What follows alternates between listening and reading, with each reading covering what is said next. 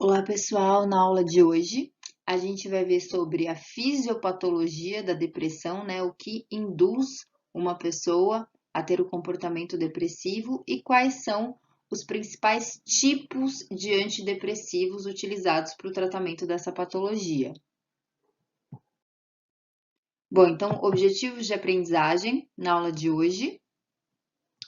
Primeiro, a gente vai ver quais são as alterações no sistema nervoso central de uma pessoa que estão associadas com os sintomas depressivos. E aí depois a gente vai entender o que que os psicofármacos antidepressivos tentam fazer para consertar essas alterações no sistema nervoso central dos pacientes. E aí eu também vou falar para vocês os principais efeitos colaterais associados.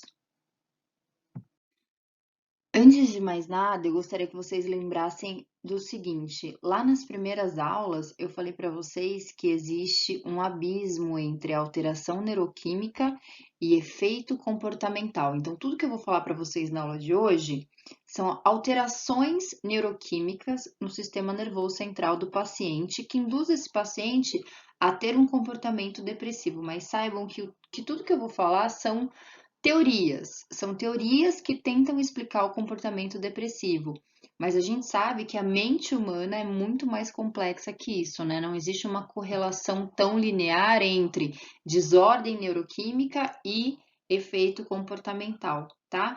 É muito mais complexo que isso. Vocês da área da psicologia sabem muito melhor do que eu que a mente humana é muito complexa. Então, são apenas teorias, tá? Que tentam especular o que induz uma pessoa a sofrer de depressão. Aqui esse slide eu trouxe só para vocês relembrarem quais são os sintomas de uma pessoa que sofre de depressão. Eu acho que vocês tiveram, né, psicopatologia no quinto semestre e vocês provavelmente estudaram, né, os sintomas comportamentais de uma pessoa que sofre de depressão. Quais são então as principais características? Óbvio, né? Se o nome da patologia é depressão, a pessoa tem um comportamento de tristeza profunda, mas não só a tristeza profunda, é uma tristeza profunda crônica. É absolutamente normal a gente ficar triste de vez em quando. O problema é a cronicidade desses sintomas. Uma pessoa que sofre de depressão tem alguns outros sintomas associados, como por exemplo, falta de memória, né? Dificuldade de concentração, muitas vezes pensamento suicida. Uma coisa bem característica das pessoas que sofrem de depressão é o isolamento social, a perda de interesse por atividades que antes eram prazerosas para essa pessoa, mas agora não são mais. Tristeza, sentimento de culpa, né? Ansiedade. Muitas vezes a depressão vem acompanhada de uma outra patologia que é a ansiedade. Aliás, muitas pessoas que sofrem de ansiedade são tratadas com antidepressivos. Isso a gente vai ver melhor na aula que vem, tá? Que o assunto é ansiedade e ansiolíticos.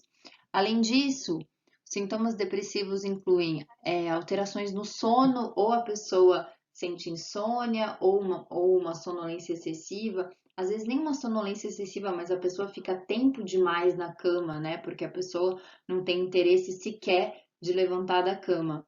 Isso também está associado com falta de energia, fadiga, muitas vezes alteração no apetite. Em alguns casos, a pessoa que sofre de depressão come muito e tem aumento de peso, mas na maioria das vezes, os sintomas depressivos envolvem redução do apetite e, consequentemente, perda de peso.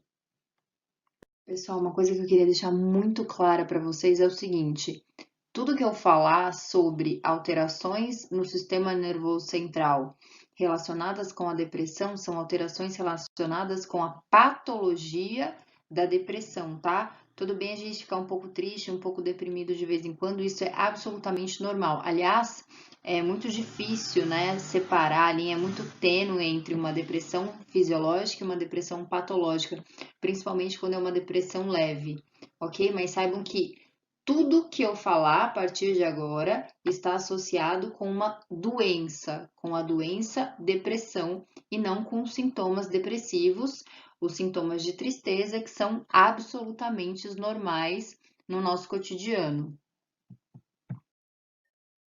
Pessoal, aqui nesse slide eu coloquei como título depressão unipolar, que é só para a gente conseguir diferenciar do transtorno bipolar, tá? Tem muita gente que fala depressão bipolar, esse termo, ele, ok, pode ser utilizado, mas ele não está correto. O correto é depressão unipolar ou transtorno bipolar. O que que é a depressão unipolar?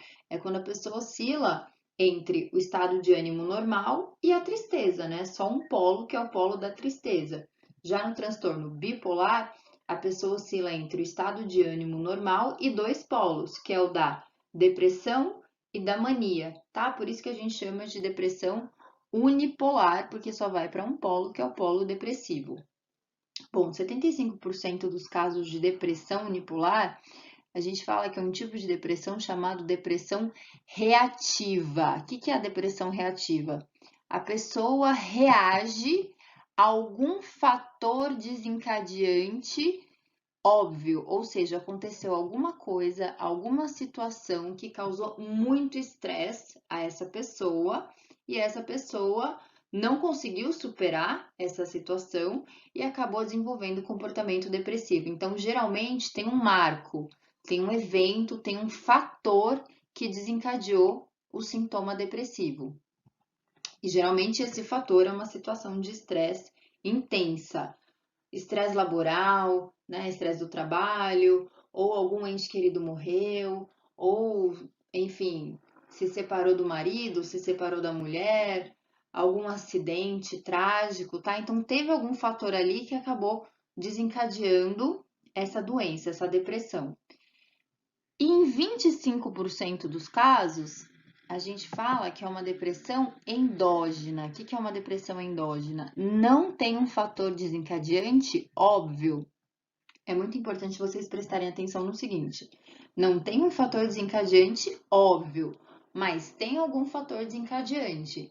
Ele só não está muito explícito, né? E esse tipo de depressão é o tipo mais subestimado pelas pessoas em geral, né?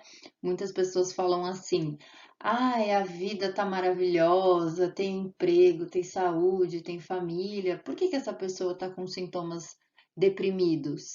Mas saibam que os sintomas depressivos, tanto na depressão reativa quanto na depressão endógena, eles são muito parecidos, né? Inclusive, os psicofármacos utilizados para tratar os dois tipos de depressão são exatamente os mesmos, ok? A diferença é só o motivo que desencadeou essa depressão. Então, em alguns casos, tem um motivo óbvio, um motivo muito explícito, em outros casos, tem algum motivo que a gente não sabe qual é, mas tem, existe o motivo. Ao longo do nosso curso, a gente vai ver que as psicopatologias, geralmente, elas são desencadeadas por genes relacionados a essa doença e também por fatores ambientais, né? Na verdade, quase todas as doenças, se não todas as doenças, são desencadeadas por genes associados mais fatores ambientais. Então, tem pessoas que passam realmente por situações estressantes, muito difíceis, né, realmente muito estressantes e não desenvolvem a doença depressão. Mas algumas pessoas acabam desenvolvendo. Isso porque essas pessoas possuem justamente genes associados à depressão. Pode ser que os genes fiquem silenciados a vida inteira, né? Então, se não tiver um fator desencadeante, esse gene vai ficar lá silenciado e a pessoa nunca vai desenvolver a doença. Mas se a pessoa tiver uma predisposição, se a pessoa tiver genes associados, a probabilidade dela manifestar a doença é muito maior. Então, nem todo mundo que passa por fatores estressantes vai desenvolver essa doença, justamente porque nem todo mundo tem os genes associados. Mas pessoas que têm genes associados, quando passam por uma situação estressante, a predisposição, né, faz com que essas pessoas acabem manifestando a doença. Então, eu queria que vocês soubessem que a depressão é uma doença que tem caráter genético, mas o caráter genético não é o suficiente, né? A interação ambiental mais fatores genéticos é que vão induzir a manifestação dessa patologia. Bom, então de agora em diante eu vou falar para vocês uma série de teorias que tentam explicar O que está acontecendo no sistema nervoso central de uma pessoa para que ela desenvolva a psicopatologia da depressão? Bom, eu não sei se vocês lembram, na aula retrasada, eu falei para vocês sobre as estruturas anatômicas do sistema nervoso central. Quem não lembra, pausa o vídeo, vai lá, estuda essa aula e volta aqui, tá? Então, eu falei para vocês dos nossos lobos cerebrais e eu destaquei para vocês dois lobos importantes para nossa disciplina, que são o lobo frontal e o lobo temporal. Aqui no lobo frontal existe uma regiãozinha que é chamada de córtex pré-frontal. E aqui no lobo temporal existe uma regiãozinha que é chamada de hipocampo. A gente conversou bastante sobre o hipocampo, porque o hipocampo é uma região muito importante do nosso sistema nervoso central, responsável pela consolidação da nossa memória e também é a única região do nosso sistema nervoso central em que é possível a neurogênese, ou seja, o nascimento de novos neurônios na fase adulta. Bom, então eu falei para vocês nessa aula que o pré-frontal, o córtex pré-frontal, é responsável por diversas coisas, né? Inclusive a capacidade de raciocínio, a nossa racionalidade, tomada de decisão, planejamento, atenção, memória, tudo isso é integrado aqui no pré-frontal. O pré-frontal de nós, seres humanos, é muito evoluído. Na verdade, é o que nos difere dos animais de maneira geral, dos outros animais de maneira geral, né? O pré-frontal. Então, pré-frontal, planejamento lógico, atenção, sociabilidade também, raciocínio, alguns tipos de memória. E o hipocampo, além de ser uma estrutura do sistema límbico, então, o que é o sistema límbico? São diversas estruturas relacionadas com as nossas emoções, tanto emoções positivas quanto emoções negativas. Então, além de ser uma estrutura pertencente ao sistema límbico, é a principal sede da memória, onde ocorre a consolidação da memória. Pessoas que sofrem de depressão têm uma intensa morte neuronal. A gente viu também que os nossos neurônios eles morrem diariamente de forma fisiológica, ou seja, é uma morte programada, é uma morte que ocorre naturalmente. Acontece que pessoas que sofrem de depressão têm uma morte celular intensa. Aliás, essas pessoas até têm uma redução aqui da massa encefálica, principalmente no pré-frontal. Então, as pessoas que sofrem de depressão têm uma intensa morte neuronal, tanto no pré-frontal, aqui no córtex pré-frontal, quanto no hipocampo. E essa intensa morte neuronal nessas regiões, essa intensa morte neuronal está associada com muitos sintomas depressivos, né? Redução da memória, redução da atenção, redução do planejamento, da tomada de decisão, entre outros fatores. Além disso, essa intensa morte neuronal também está associada com isolamento social, que é muito típico das pessoas que sofrem de depressão. Na aula passada, eu falei para vocês sobre alguns neurotransmissores, destaquei principalmente dois, né, GABA e glutamato, e eu falei que, enfim, falaria dos outros neurotransmissores conforme as nossas aulas. Bom, então hoje eu vou falar para vocês de uma classe de neurotransmissores, e essa classe se chama monoaminas. Mono vem de aminas vem de aminoácidos, são neurotransmissores que eles são produzidos a partir de um aminoácido. Geralmente, aminoácido que a gente ingere na nossa alimentação ou aminoácido que o nosso próprio corpo consegue produzir. Serotonina é um neurotransmissor que é produzido a partir de um aminoácido que a gente come, né? Então, alimentos proteicos contêm aminoácidos e a gente utiliza esses aminoácidos para diversas coisas, né? Para diversas funções. Uma função dos aminoácidos é servir de matéria-prima para os neurotransmissores. Então, a serotonina é um neurotransmissor que é produzido a partir de um único aminoácido, que é o aminoácido triptofano. Já já a gente vai ver melhor sobre esse aminoácido. E tem ainda outros dois neurotransmissores que também são derivados de um único aminoácido, noradrenalina e dopamina. Por isso que esses 3 neurotransmissores são chamados de monoaminas. E qual a função desses 3 neurotransmissores? Esses 3 neurotransmissores, eles vão influenciar na capacidade cognitiva, no humor e também nas nossas emoções, de maneira geral. Pessoas que sofrem de depressão têm uma redução severa, uma redução intensa destes 3 neurotransmissores. O principal neurotransmissor é a serotonina. Então, a serotonina, ela é importante para o comportamento de felicidade, né? A serotonina é um neurotransmissor muito conhecido, justamente porque popularmente é conhecido como neurotransmissor da felicidade. E de fato, né? Quando a gente está muito feliz, a gente libera bastante serotonina. Quando a gente está triste, a gente tem uma redução da produção de serotonina. Só que, mesmo quando a gente está triste, essa redução não é tão brusca, não é tão intensa, não é tão exacerbada.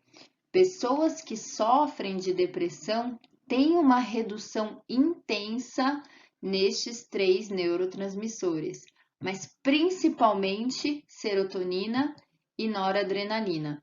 Aí vai de acordo com as teorias, né? Algumas teorias falam que são os 3, outras falam que é serotonina e noradrenalina principalmente, e outros falam que é principalmente a serotonina. Bom, independentemente da teoria, o fato é, ocorre redução das monoaminas, redução da produção das monoaminas no sistema nervoso central do paciente que sofre de depressão. E é uma redução intensa, é uma redução patológica. Bom, então, conforme eu falei no slide anterior, o neurotransmissor serotonina é produzido a partir de um aminoácido chamado triptofano. Alguns aminoácidos o nosso corpo ele consegue produzir, são chamados aminoácidos naturais ou aminoácidos não essenciais. Outros aminoácidos o nosso corpo não consegue produzir. Então, como que a gente obtém esses aminoácidos? A partir da dieta, a partir da nossa alimentação.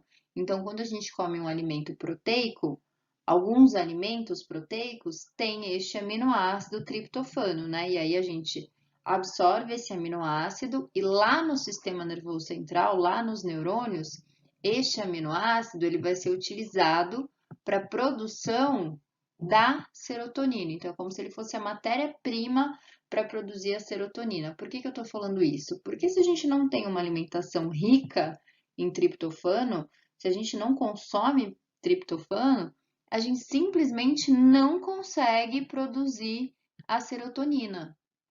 E se a redução da serotonina está associada com a depressão, vejam, se a pessoa não consome triptofano, ela pode sim desenvolver um comportamento depressivo. O que eu quero chamar a atenção aqui é o fato de que a nossa alimentação, o nosso comportamento alimentar, o que a gente come, pode sim influenciar no nosso humor. Se vocês derem um Google rápido aí, vocês vão ver que existem vários alimentos que possuem triptofano.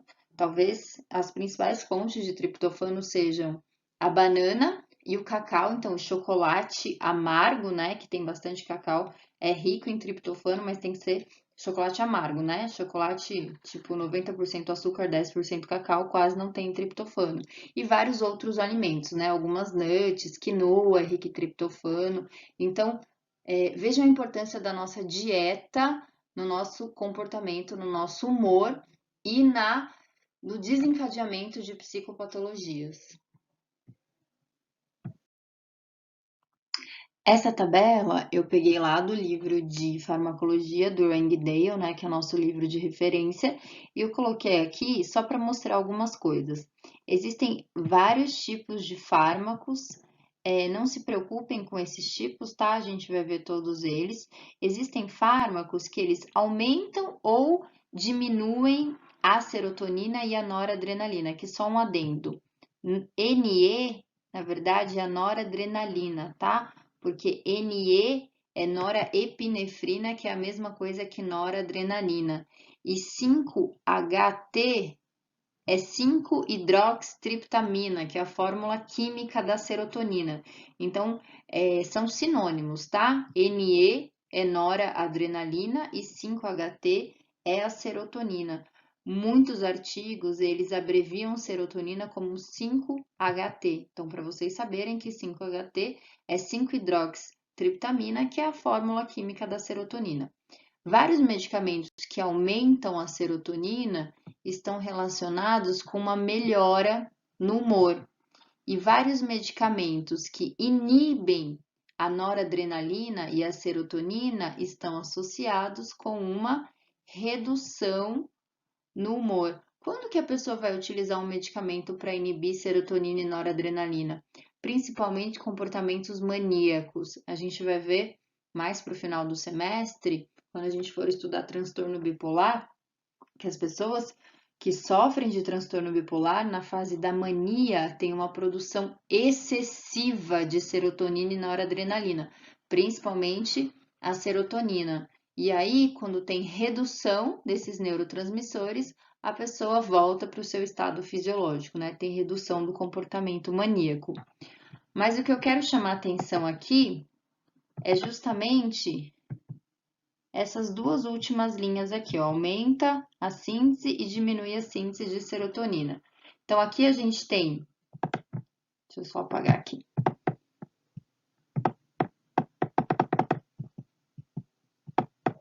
Aqui a gente tem uma alimentação rica em triptofano, e isso está associado com o aumento da síntese de serotonina.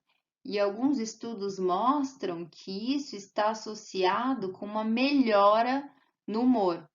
Então, vejam, muitas vezes em casos de depressão leve, basta essa pessoa procurar, claro, um psiquiatra, um psicólogo, mas também um nutricionista. Não tem a necessidade da utilização de psicofármacos. Às vezes, uma dieta rica em triptofano já pode ou tratar o paciente que sofre de depressão ou ser usado como coadjuvante, né, junto com os fármacos antidepressivos. Aqui eu queria destacar muito o papel do nutricionista na nossa saúde de maneira geral, mas também na nossa saúde mental. A produção dos nossos neurotransmissores são sim influenciados pelo que a gente come, pelo nosso comportamento alimentar. Muitas pessoas procuram um nutricionista, enfim, para fazer uma dieta, para emagrecer, mas o que a gente come interfere muito além do que simplesmente o nosso peso corporal. E aqui, ó, mostra que a depressão, ou seja, a redução do triptofano, diminui a produção de serotonina. Isso está associado com uma recidiva, ou seja, uma recaída em pacientes tratados com um tipo de antidepressivo. Então, sabe aqueles 25% de depressão endógena que não tem uma causa aparente, não tem um fator desencadeante óbvio? Muitas vezes as pessoas desenvolvem a doença, a depressão, simplesmente por falta de alguns nutrientes na sua dieta. Antes de explicar para vocês sobre os mecanismos neuroendócrinos associados à depressão, eu preciso que vocês lembrem de duas regiões do nosso sistema nervoso central que ficam no diencéfalo. Essas regiões são o hipotálamo, que está aqui, ó, em azul, e a hipófise, que está aqui em vermelho. A hipófise, ela é dividida em duas partes, né? A adenohipófise e a neurohipófise. Então, eu vou falar para vocês hoje da adenohipófise, tá? Então, que é uma região da hipófise. O hipotálamo é uma estrutura muito importante que tem diversas funções. Uma função do hipotálamo é perceber quando a gente está numa situação estressante. Então, o hipotálamo também é uma estrutura pertencente ao sistema límbico, que é aquele sistema responsável pela integração das nossas emoções, tanto emoções positivas quanto emoções negativas. Então, quando a gente está numa situação estressante, o hipotálamo ele produz um hormônio que é chamado CRH. Este hormônio atua lá na hipófise, induzindo a liberação de um outro hormônio. Então, vejam, CRH é um hormônio que vai induzir a liberação de um outro hormônio. Este outro hormônio se chama ACTH. Então, o CRH do hipotálamo, CRH, ele cai lá na hipófise e induz a liberação de um outro hormônio, chamado ACTH. Na verdade, existem vários hormônios produzidos pelo hipotálamo que atuam na adenohipófise, tá? Eu tô falando de um, mas existem vários. E qual é a função do ACTH? Bom, o ACTH vai atuar numa glândula, na verdade, duas glândulas que a gente tem acima dos rins. Bom, se elas estão acima dos rins, elas se chamam glândulas suprarrenais. Aqui eu estou representando uma só, mas a gente tem dois rins, então a gente tem duas glândulas. Essa glândula suprarrenal, ela também pode ser chamada de adrenal, tá? Porque tem uma parte dessa glândula, a parte mais central dessa glândula, produz adrenalina. Hoje a gente não vai falar da adrenalina. A gente vai falar sobre adrenalina na aula que vem. Hoje a gente vai falar de um outro hormônio produzido pela adrenal ou pela suprarrenal, que é o cortisol. Então, sempre quando a gente tem uma situação estressante, o CRH, ele cai lá na adenohipófise e induz a liberação de um outro hormônio, que é o ACTH. E aí o ACTH cai na nossa corrente sanguínea e chega lá na nossa suprarrenal, induzindo a produção de cortisol. Então, para vocês entenderem melhor esse eixo, então, só para facilitar a nossa vida, eu fiz aqui um esqueminha, só para ficar mais fácil para vocês entenderem. Então, existe um eixo chamado eixo hipotálamo, hipófise, adrenal, né? Só para lembrar que adrenal eu também posso chamar de suprarrenal. Existe um eixo que vai controlar a liberação do hormônio cortisol. Então, esse eixo começa aqui no hipotálamo, que percebe a situação estressante e libera o CRH, que é um hormônio. Aqui, gente, é só o nome do hormônio, tá? Claro que CRH é uma sigla, né? O que significa CRH? Hormônio liberador de corticotrofina.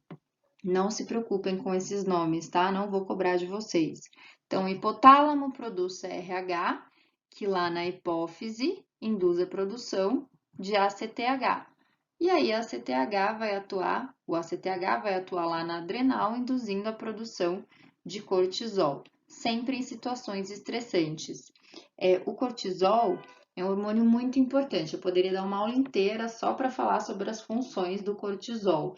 De forma muito simples, o cortisol é um hormônio que vai ajudar a gente a suportar aquela situação estressante. Então, ele vai disparar diversos ajustes fisiológicos que vão ajudar o meu corpo a superar aquela situação estressante. Então, o cortisol, em níveis adequados, ele é muito bom para a gente, né? Ele ajuda a gente a superar situações de estresse. Aliás, todos nós produzimos cortisol diariamente de manhã quando a gente acorda.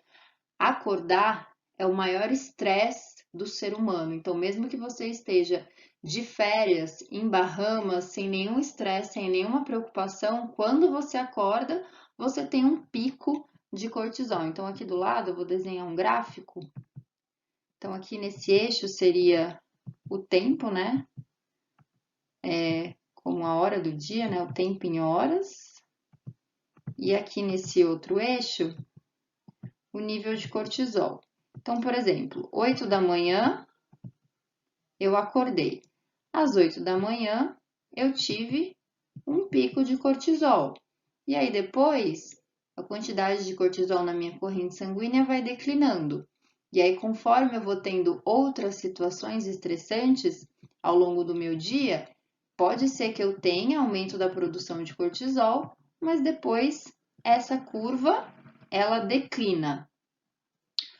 Pessoas que sofrem de depressão têm um aumento excessivo da produção de cortisol e a curva demora muito mais para declinar. Então, aqui em vermelho são pessoas que sofrem de depressão. Então, elas têm um pico mais elevado de cortisol e esse pico ele demora muito tempo para decair, né? Muitas vezes ele demora meses para declinar. E é justamente este excesso de cortisol que está associado com aquela intensa morte neuronal que eu falei para vocês no começo da aula. Então, todos nós produzimos cortisol, mas pessoas que sofrem de depressão têm uma produção elevada e excessiva desse hormônio. Principalmente naquele tipo de depressão que eu falei para vocês no começo da aula, que é a depressão reativa, que é justamente desencadeada por algum evento muito estressante para aquela pessoa. Ok, né? E o que o aumento de cortisol tem a ver com a morte neuronal? Sempre numa situação estressante que a gente libera o cortisol, este cortisol e essa situação estressante também vai induzir o aumento de glutamato. Eu falei para vocês aula passada que glutamato é o nosso principal neurotransmissor excitatório. Então, se um neurônio recebe uma atividade, recebe um neurotransmissor glutamato, ele tem aumento da sua atividade.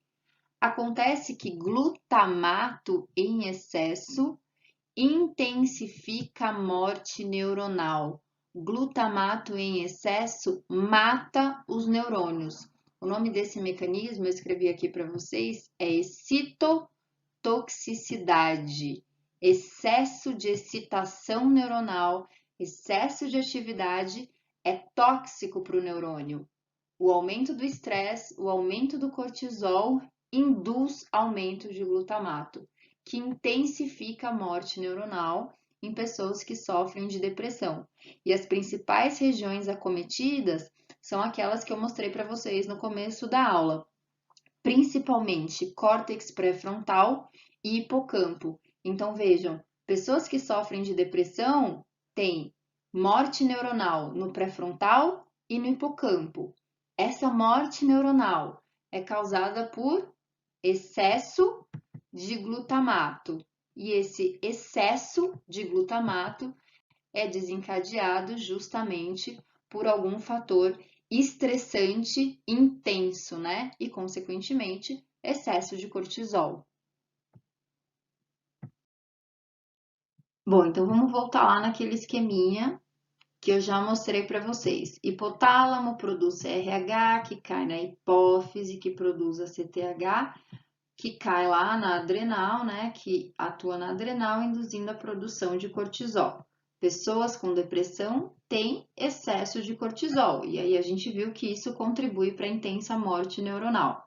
E aí a gente viu também que as pessoas que sofrem de depressão têm redução das monoaminas, principalmente serotonina e noradrenalina. E essas monoaminas, elas também vão interferir na atividade deste eixo. De que maneira? Bom, de maneira geral, o aumento das monoaminas está associado à redução do cortisol. Então, se a pessoa tem altos níveis de serotonina e noradrenalina, isso está associado com uma redução da produção de cortisol, justamente porque essas monoaminas também atuam aqui no hipotálamo. Acontece que a gente viu, prestem atenção agora, a gente viu que as pessoas que sofrem de depressão têm redução das monoaminas. E justamente esta redução das monoaminas contribui ainda mais, claro, para o aumento do cortisol, o que contribui ainda mais para o aumento do glutamato, excitotoxicidade e intensa morte neuronal, aonde? Principalmente córtex pré-frontal e hipocampo.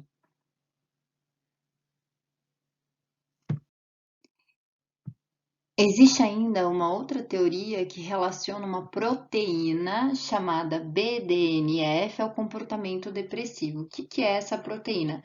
Aqui, ó, é o significado dessa sigla, tá? BDNF é uma sigla que vem do inglês e significa fator neurotrófico derivado do cérebro. BDNF é uma proteína que existe lá no nosso sistema nervoso central e a função dessa proteína é, primeiro, proteger os nossos neurônios da morte. Segundo, induzir neurogênese hipocampal, né? Então, a gente já viu algumas vezes que a neurogênese só ocorre no hipocampo. E esta proteína, BDNF, é uma proteína que estimula a neurogênese lá no hipocampo, a neurogênese hipocampal. Mas ela tem uma função em todo o nosso sistema nervoso central, que é justamente essa, proteger os nossos neurônios da morte. Pessoas que sofrem de depressão apresentam níveis reduzidos desta proteína. Pessoas que sofrem de depressão têm redução de BDNF, ou seja, esta redução de BDNF intensifica ainda mais a morte neuronal, a intensa morte neuronal de pessoas que sofrem de depressão. Bom, já que as pessoas que têm depressão têm redução de BDNF, praticamente todos os fármacos antidepressivos, eles vão tentar aumentar a BDNF no sistema nervoso central do paciente. Mas eu trouxe aqui para vocês algumas intervenções não farmacológicas que têm uma comprovação científica, pelo menos em animais, que essas intervenções estão associadas com aumento de BDNF e, consequentemente, proteção contra a morte neuronal e neurogênese hipocampal. Então, alguns trabalhos mostram que quando você coloca o ratinho num ambiente enriquecido, né? Então, o que é um ambiente enriquecido? É um ambiente que tem brinquedinhos aqui para ele. Quando comparado com ratinhos que estavam numa gaiola que não tem nada para eles fazerem, nada para eles brincarem, esses ratinhos aqui, ó, num ambiente enriquecido, tem aumento de BDNF. Além disso, atividade física. Isso está comprovado em animais e em humanos. Atividade física, principalmente exercício físico aeróbio, estimula a produção de BDNF em qualquer idade, principalmente se essa atividade física for lúdica. Então, existe um trabalho que compara atividade física espontânea, em rodinha de atividade, com atividade física forçada, aqui numa esteira. Ambos os tipos induzem neurogênese hipocampal, mas aqui neste caso, a atividade física espontânea induz um aumento de BDNF mais expressivo. Então, se a gente extrapolar aqui para a realidade humana, muitas vezes em casos de depressão leve, vejam, uma alimentação rica em triptofano e atividade física, esses dois fatores podem atuar como coadjuvantes para o tratamento do paciente, claro, acompanhado de psicoterapia e, em alguns casos, com ou sem a utilização dos psicofármacos. Pessoal, então aqui é um resuminho, como se fosse um mapa mental, né, sobre a fisiopatologia da depressão. Então, antes de começar a segunda parte, né, que é justamente como que os antidepressivos atuam, prestem atenção aqui. Essa primeira parte da aula, a gente viu que o estresse é o principal fator desencadeante da depressão. Então, o que que o estresse faz? O estresse está associado com aumento de cortisol e aumento de glutamato. Em última instância, estresse, aumento de cortisol e aumento de glutamato intensifica morte neuronal. Apoptose é morte, tá? Intensifica a morte neuronal e, consequentemente, aumenta os sintomas depressivos. Vimos também que ocorre redução das monoaminas, principalmente noradrenalina ou norepinefrina e a serotonina. A redução dessas monoaminas está associada com apoptose neuronal e aumento dos sintomas depressivos. Vimos também que ocorre a redução de BDNF, e a redução de BDNF está associada com apoptose neuronal e sintomas depressivos. Vejam também que existe toda uma resposta genética relacionada à transcrição de genes prejudiciais, ou seja, genes que vão contribuir para a morte neuronal e, consequentemente, os sintomas depressivos. Bom, e o que é que os psicofármacos vão tentar fazer, né, para reverter esse quadro depressivo? Os psicofármacos vão atuar de maneira a aumentar a norepinefrina ou a noradrenalina, aumentar a serotonina e aumentar os níveis de BDNF, né? Tudo isso para tentar reduzir a apoptose neuronal e, consequentemente, reduzir os sintomas depressivos. Principalmente BDNF também vai tentar induzir neurogênese lá no hipocampo, né? Aqui a gente tem hipocampo e córtex pré-frontal, porque são as duas regiões associadas à depressão. Mas a gente sabe, né, que só no hipocampo é possível a neurogênese. Mas ainda assim, BDNF protege todo o sistema nervoso central contra a morte neuronal. Então, a neurogênese é só no hipocampo, mas a proteção contra a morte neuronal é principalmente no hipocampo e no pré-frontal. Então, vejam que a depressão envolve toda uma alteração fisiopatológica no sistema nervoso central do paciente. E os psicofármacos, eles vão justamente tentar reverter essa alteração fisiológica para tentar induzir uma melhora no humor ou, enfim, tentar reduzir esses sintomas depressivos. Bom, então agora a gente vai começar a estudar os mecanismos de ação ou a farmacodinâmica, lembram disso? Os mecanismos de ação dos fármacos antidepressivos. Existem outras classes, tá? A gente vai estudar três, que são as três principais. Primeiro a gente vai ver os inibidores seletivos da recaptação de serotonina, depois antidepressivos tricíclicos, que são os ADTs, e os inibidores da MAO, inibidores da monoaminoxidase. Uma coisa importante, aqui ó, eu coloquei inibidores seletivos da recaptação de serotonina. Geralmente na bula do medicamento, ou se vocês derem um Google sobre essa classe farmacológica, vem assim, né? Nessa sigla, inibidores seletivos da recaptação de serotonina. Na nossa apostila, eu escrevi inibidores seletivos da captação de serotonina. Por que que eu escrevi assim? Porque no nosso livro de referência, que é o Farmacologia do Rangdale, está assim, tá? Inibidores seletivos da captação de serotonina. Mas saibam que é a mesma coisa, tá? Ou eu falo recaptação ou eu falo captação. É a mesma classe de medicamentos. Bom, vamos começar com essa classe, que é a classe mais utilizada pelos psiquiatras, né? Os tipos de medicamentos para tratar depressão e também para tratar ansiedade. Então, os tipos de medicamentos antidepressivos justamente são os inibidores seletivos da recaptação de serotonina. Aula passada eu chamei atenção, né?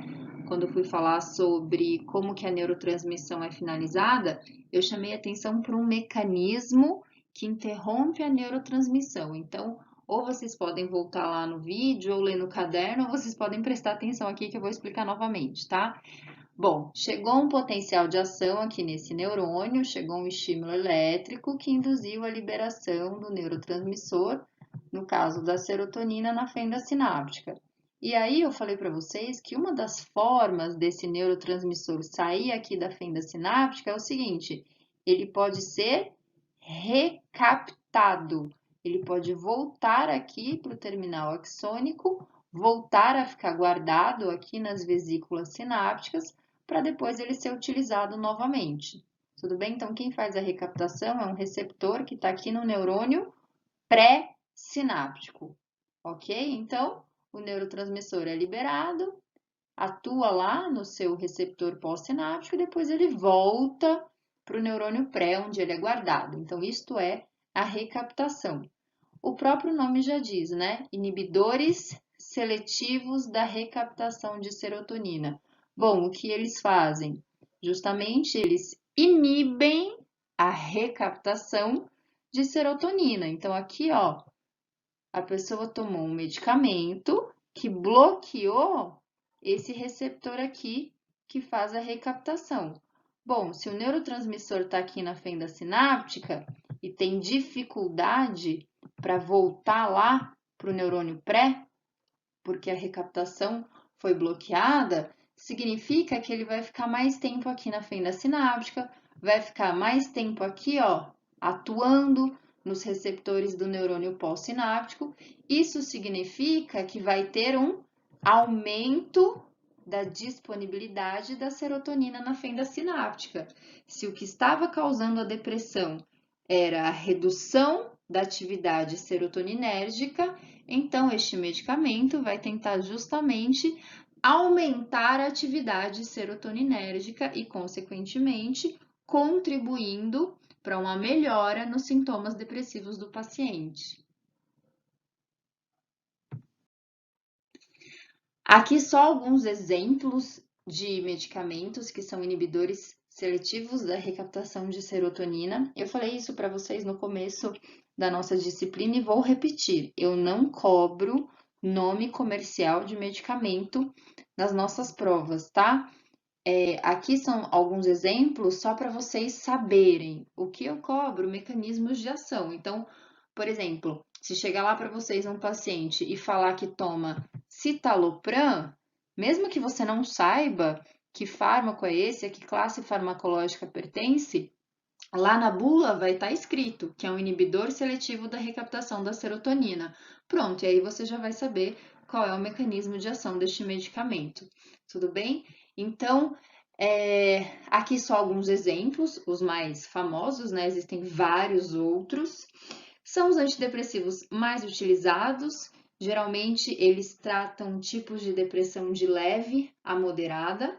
Também podem ser utilizados para tratar ansiedade, a gente vai ver isso na aula que vem. Tem uma vida plasmática de mais ou menos 24 horas, então a pessoa vai tomar uma vez ao dia. E os principais efeitos colaterais: náusea, insônia, muitas vezes redução da libido. Em algumas pessoas causa anorexia, porque reduz a fome, na verdade, aumenta a sensação de saciedade. Então, reduz, né, a ingestão de calorias e, consequentemente, causa emagrecimento.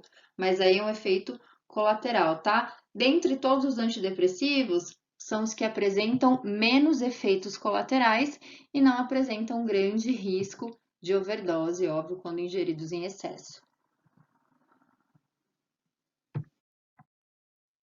Bom, então, se você entendeu como atuam os inibidores seletivos da recaptação de serotonina, vai ficar fácil entender como atuam os ADTs. Os antidepressivos tricíclicos, eles impedem a recaptação da serotonina e da noradrenalina. Então, é o mesmo mecanismo, né? Eles impedem a recaptação, impedem que o neurotransmissor volte para o neurônio pré-sináptico. Só que no caso dos ADTs, eles não são seletivos. Veja o nome: inibidores seletivos da recaptação de serotonina. Eles inibem seletivamente a recaptação só da serotonina. No caso dos ADTs, eles inibem a recaptação da serotonina e da noradrenalina, algumas vezes também da dopamina, ou seja, eles aumentam a disponibilidade ali do neurotransmissor na fenda sináptica ou aumentam a atividade tanto da serotonina quanto da noradrenalina e algumas vezes também da dopamina.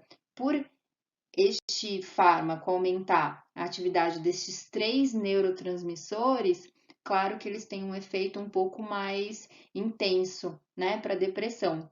Então, eles são utilizados em alguns casos de depressão mais grave, tá? Moderada a grave, enquanto os inibidores seletivos da recaptação da serotonina são utilizados em quadros de depressão um pouco mais leve, um pouco mais amena.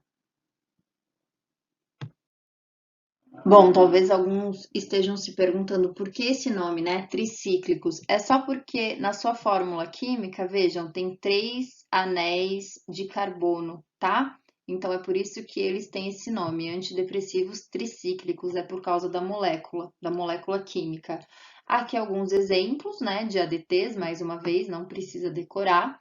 Os efeitos colaterais dos ADTs, eles são um pouquinho mais intensos do que os inibidores seletivos da recaptação de serotonina. Em alguns casos, os ADTs podem causar sedação, confusão mental, falta de coordenação motora, visão embaçada, né? Retenção de líquido. E uma coisa muito importante é que os ADTs, eles têm um metabólito ativo. Se você não lembra o que é metabólito ativo, vai lá na nossa aula 2 e dá uma estudada, tá? Então, por ele ter o metabólito ativo, a ação farmacológica dele tem um efeito muito mais prolongado. Alguns tipos de ADT chegam a durar até 80 horas, justamente por causa do metabólito ativo. Bom, e antes de explicar sobre os inibidores da monoamino-oxidase, vamos só relembrar uma outra coisa que eu também falei para vocês na aula passada. Bom, então, a gente acabou de ver que o neurotransmissor aqui na fenda sináptica, ele pode voltar, ele pode ser recaptado pelo neurônio pré, né? E aí existem fármacos que bloqueiam essa recaptação, mas vejam que este neurotransmissor, uma outra forma dele sair aqui da fenda sináptica é a degradação por enzimas. Então, vem aqui uma enzima e destrói este neurotransmissor. Então, a serotonina é um neurotransmissor que pode ser destruído por uma enzima. Então, vejam só, aqui é uma enzima. Então, vamos supor que essa seja a enzima que degrade a serotonina lá na fenda sináptica. Esta enzima que degrada a serotonina se chama MAO, monoamino-oxidase, ok? É o nome da enzima. Então, essa enzima pega a serotonina, então vejam que a serotonina interage aqui com essa enzima, e aí essa enzima degradou a serotonina, né? Separou em dois produtos, né? A gente chama de produto o resultado da degradação. Ok, então monoamino-oxidase é o nome da enzima que degrada a serotonina. Vejam o nome desta classe farmacológica: inibidores da MAO, inibidores da monoamino-oxidase. O que faz este medicamento? Bom, se a enzima MAO destrói a serotonina e eu quero que o meu paciente com depressão tenha aumento da atividade dopaminérgica, então, se eu bloquear a atividade desta enzima, vocês concordam que vai ter um aumento da atividade serotoninérgica? É isso que o inibidor da MAO faz.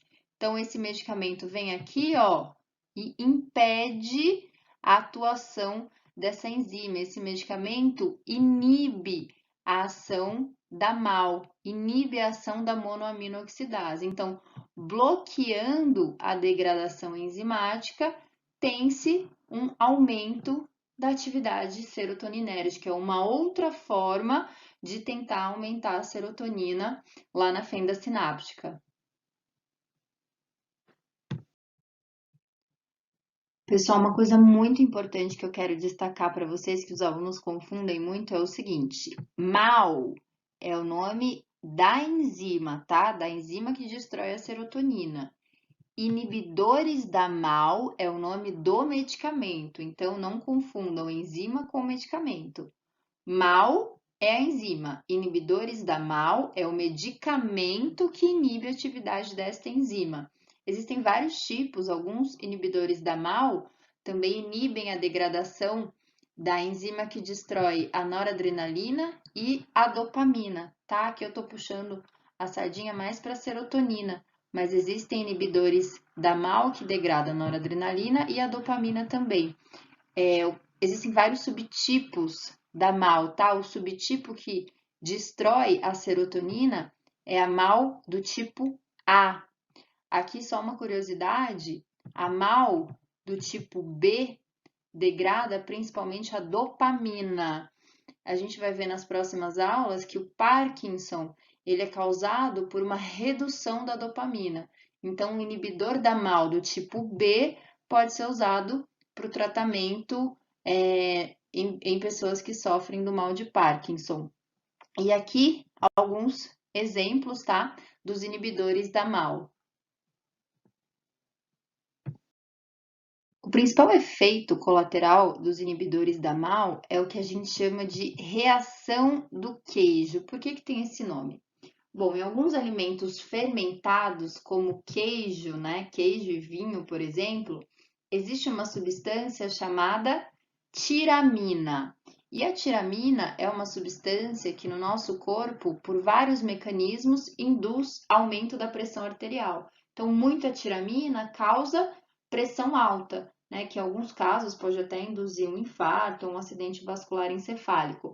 Bom, então isso significa que a gente não pode tomar vinho e comer queijo porque a gente vai ter aumento da pressão arterial? Não, né? A gente pode tomar vinho e comer queijo porque a tiramina presente nesses alimentos, ela vai ser destruída por uma enzima. Então vejam aqui a enzima que destrói a tiramina. É exatamente a mesma enzima que degrada a serotonina. Né? Então tudo bem, a gente tem essa enzima lá no nosso corpo. Você pode tomar cerveja, pode tomar seu vinho, pode comer seu queijo, né? Que mesmo com a tiramina presente nesses alimentos, você não vai ter aumento da sua pressão arterial porque você vai degradar a tiramina, porque você tem lá no seu corpo uma enzima que degrada a tiramina, e esta enzima é a MAO. Acontece que se a pessoa estiver fazendo uso de um antidepressivo que inibe a atividade da MAO, o que vai acontecer com essa pessoa? Se ela consumir algum alimento fermentado, ela vai ter aumento da tiramina, porque se quem degrada a tiramina é a MAO e essa pessoa está inibindo a atividade da MAO, consequentemente, ela vai ter o aumento da tiramina e pode ser que ela tenha uma crise hipertensiva. Então, se a pessoa já tiver predisposição para pressão alta ou se a pessoa sofrer de hipertensão arterial, o ideal é ela tomar outro tipo de medicamento antidepressivo que não o inibidor da MAO. E mesmo uma pessoa que não tenha nenhuma predisposição, uma pessoa que não tem hipertensão arterial, quando ela faz a utilização do inibidor da MAO, ela não pode consumir ou deve evitar de consumir alimentos fermentados que contenham tiramina, justamente para não ter essa reação do queijo. Então, o efeito colateral reação do queijo é justamente isso, né? O consumo de alimentos fermentados que aumentam a tiramina e, consequentemente, aumentam a pressão arterial. E aí isso pode desencadear vários outros fatores, como até mesmo um acidente vascular encefálico. Bom, em relação à eficácia, de maneira geral, os antidepressivos, eles produzem efeitos benéficos nos pacientes que sofrem de depressão moderada a grave. Em pacientes que sofrem de depressão leve, o ideal seria intervenções não farmacológicas. Então, aqui na aula de hoje eu dei dois exemplos para vocês, né? Como uma alimentação rica em triptofano e atividade física. E aí também a eficácia dos medicamentos varia entre os indivíduos por causa das nossas alterações genéticas. Daí é na tentativa e no erro, o psiquiatra vai decidir qual é o melhor medicamento para aquela pessoa. Uma coisa importante é o seguinte, os antidepressivos, eles apresentam o que a gente chama de tempo de latência. O que é o tempo de latência? É o tempo no qual o fármaco leva para começar a fazer efeito. Então, se uma pessoa toma um antidepressivo hoje, provavelmente este medicamento vai começar a ter um efeito no comportamento, um efeito no humor, daqui umas 2 ou 3 semanas. Então, os antidepressivos apresentam tempo de latência, ou seja, eles demoram para começar a fazer efeito, mais ou menos umas 2 ou 3 semanas. E justamente nesse período de latência, muitos pacientes relatam o chamado potencial suicida. É por isso que os pacientes, quando eles começam a tomar o antidepressivo, eles precisam ficar em observação. Não se sabe bem ao certo por quê, mas nessas primeiras semanas, os pacientes eles têm pensamentos e planejamentos suicidas. Mas geralmente as tentativas são falhas e o suicídio real ele é muito mais raro. Embora depressão seja uma das principais causas de morte, principalmente entre os jovens. Então, sempre que um paciente estiver tomando o antidepressivo, e estiver no seu tempo de latência, necessariamente ele precisa ficar em observação, tá? Não acontece em 100% dos casos, mas acontece em muitos casos, principalmente entre os pacientes jovens. A terapia de estimulação cerebral não entra, em psicofarmacologia, né? Não é um tratamento com psicofármacos, mas é um tipo de tratamento que está sendo muito utilizado atualmente, principalmente para aquelas pessoas que não respondem aos psicofármacos. Então, especificamente casos de depressão profunda, em que o paciente não responde a nenhum tratamento com nenhum tipo de fármaco, esses pacientes são submetidos à terapia de estimulação cerebral. Muitas pessoas têm preconceito, acho que grande parte desse preconceito vem por causa dos filmes, né, que a gente assiste, que a pessoa sente muita dor, etc. Hoje em dia o paciente ele faz sedado, né, e ele não sente dor nenhuma, parece ser eficaz em alguns casos, né? Não se sabe bem ao certo o mecanismo, mas o que a gente sabe é que os nossos neurônios são células nervosas que respondem a estímulos elétricos.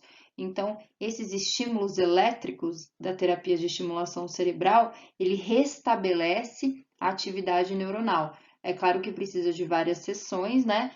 Mas uma coisa muito interessante é que depois desse tratamento de terapia de estimulação cerebral, mesmo aquele paciente que não respondia aos psicofármacos, ele passa a responder. Então, não é uma coisa que vai se manter cronicamente, mas é um tipo de tratamento que pode ajudar. O principal efeito colateral é a amnésia, é uma intensa amnésia. Em alguns casos mais intensas, outros casos menos intensas, mas muitos pacientes reportam que não se lembram de absolutamente nada que aconteceu alguns dias anteriores à sessão de terapia. Se alguém tiver interesse nesse assunto, eu trouxe aqui uma sugestão de vídeo. É um daqueles vídeos daquele canal que eu já falei para vocês, né? O TED Ed tem vários videozinhos educativos, então quem tiver interesse assiste lá, são 5 minutos e fala justamente sobre este assunto, né? Terapia de estimulação cerebral ou eletroconvulsoterapia. Então, aqui a gente tem o QR Code e aqui o link do vídeo para quem se interessar. Bom, então vamos para o nosso fechamento da aula. Em relação à depressão, né? Em relação à doença depressão, o que a gente viu hoje?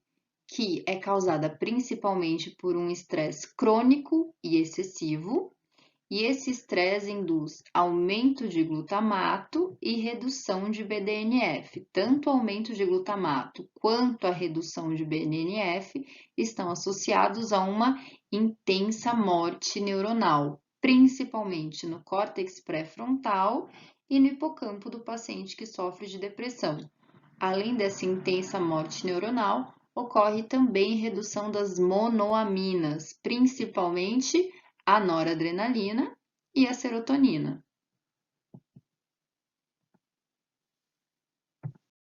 Os psicofármacos, por sua vez, vão tentar reverter este quadro que está induzindo o comportamento depressivo. De que maneira?